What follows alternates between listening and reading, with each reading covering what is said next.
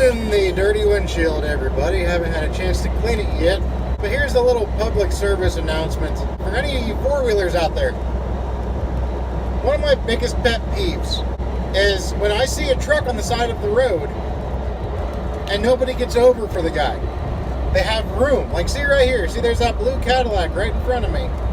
Well, in front of him, there was... See, speaking of which, I gotta come over here. In front of that blue Cadillac, there was a white Honda Accord. And, now see this, is this Cadillac gonna get over? Prime example right here. You idiot. Look at that. Look at that right there. Prime example. I wasn't even going to bitch about the Cadillac. The Cadillac did something right earlier, but now he's just a dipshit too. But anyway, there's a Honda Accord in front of him, and there was nobody beside the Honda Accord. We passed a semi on the side of the road that was broken down. Hood was up, flashers were on, triangles were out, everything to make it obvious he was broken down, including him being on the side of the truck doing something to the truck, between the truck and traffic. This damn Honda Accord did not get over. They stayed. I mean, they didn't even try to come over. They didn't even, like, try to hug the center line. They just stayed right in their lane, pretty close to the shoulder, and paid no attention to the driver that was working on his truck on the side of the interstate. Guys, that is so dangerous. I cannot express how dangerous that is when there's somebody on the side of the road and you don't move over. I completely understand there's situations where you can't. I don't know why this Acura right here. There's a lot of dumb drivers out today, man. This Acura just driving in the hammer lane, not passing a soul, going slower than the speed limit. But anyway, I digress. You've got to move over for these guys. You know, when you see a truck or a cop or a tow truck or road crews or anything on the shoulder. This is so rough right here. Pennsylvania roads suck. But if you see any of those on the shoulder, you need to get over. You know, you don't know what can happen. Somebody could pop out from in front of the truck. Somebody could, you know, you just don't know. I mean, I'd get over for everything on the side of the road. You know, from broke down four-wheelers to broke down trucks to police officers, you name it, I come over to the side. Because you just don't know. Yeah. The problem, especially with a four-wheeler, a lot of people, you know, don't move over for, like, they're less prone to move over if they see a four-wheeler on the side of the road because it's not an emergency vehicle, it's a small vehicle, so they think that they can see around it better. They think that, you know, nobody is going to just pop out. But think of it this way. Say it's a minivan on the side of the road, okay? Say there's a broken down minivan on the side of the highway. What is the most common commodity that you see being hauled around in a minivan? Think about it. What is the most common commodity that you'll see inside of a minivan at any given time? Jeopardy theme song playing, people, come on. You can figure it out.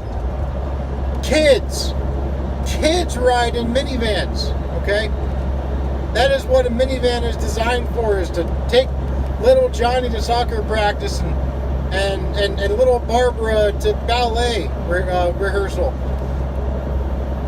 If you see a minivan on the side of the road, there's a very good chance that there are kids in that thing. And then the icing on the cake is there's a possible chance that the kids could be out of the minivan. You don't know how good of supervision the parents have on their kids. The kids could, you know, there could be a 4 or 5 year old kid running around the minivan and he comes running out from in front of that minivan. Game over. Because you were too stupid and too selfish and too self-involved with your goddamn cell phone or whatever it was to make an effort to move over or to slow down. There's zero excuse for that. Zero. Alright? I don't care if you're a truck driver. I don't care if you're just driving a Miata. And you have to think about these things when you're driving down the road. But that is so dangerous, and it could literally mean somebody's life. You know, my wife wasn't as observant of those things until she met me. And, you know, she is now. And she's even told me, you know, when we're on a road trip or, you know, even just, you know, driving to breakfast in the morning or dinner or something with the kids, you know, she's even told me, you know, that she's, you know, that I'm a good driver, you know, because I pay attention. Because I pay attention to what's around me. I look ahead. I don't just simply look at what's in front of my hood by about 10 feet. I scan the area as far as my eye can see. Like right now, there's a curve coming up. I'm eyeing that curve, alright? I can see with my peripheral what's right in front of me. But I need to pay attention to what's coming up. Because that's what I can avoid. I can't, if a deer or something were to run right out in front of me, I can't avoid that. You know, I mean, I can see it's daylight, so I'd have no excuse not to see it. But if, say, one popped up from the side of the ditch or something like that where I can't see, well, so long to that deer. Hopefully somebody makes some deer jerky later. But you have to be able to look ahead. And like my trainer told me when he was training me 10 years ago. I was trained on a flatbed 10 years ago. And like he told me, and at the time I was unsure exactly what he meant and everything like that, but you know, as time goes on and I gained more experience, I understood what he meant. But you need to be able to read traffic. And maybe some four-wheelers aren't going to drive long enough, you know, or drive enough miles in a week to ever really understand what I mean by that. So this statement goes out more to, God, Pennsylvania roads suck. This statement goes more out to the professional drivers that will see 2,000, 2,500, 3,000 plus miles in a week, because they will figure it out. But you need to be able to read the traffic. You need to be able to read the traffic coming up behind you. You need to be able to read the traffic that's in front of you. You know, that's why we have these big mirrors on these trucks, so you can see behind you clearly. Because you've got a lot of real estate behind this truck that you have to account for when you're making these lane changes. So you have to always be scanning your mirrors, not only with what's in front of you, but you have to be scanning your mirrors to see what's behind you, so that if at any given moment you need to make a quick lane change, you can. Because you know you have the space. See, now in Pennsylvania, I'll just say this tip. Whenever you see a cop sitting like that on the side of the road, facing traffic, that means the traffic is stopped ahead. That means, you know, see, like we're coming to a stop right now. That means he's warning you that traffic is stopped. So if you're ever driving through a PA and you see a cop sitting on the side of the road facing you with his lights on, be mindful that traffic is going to come to a stop shortly.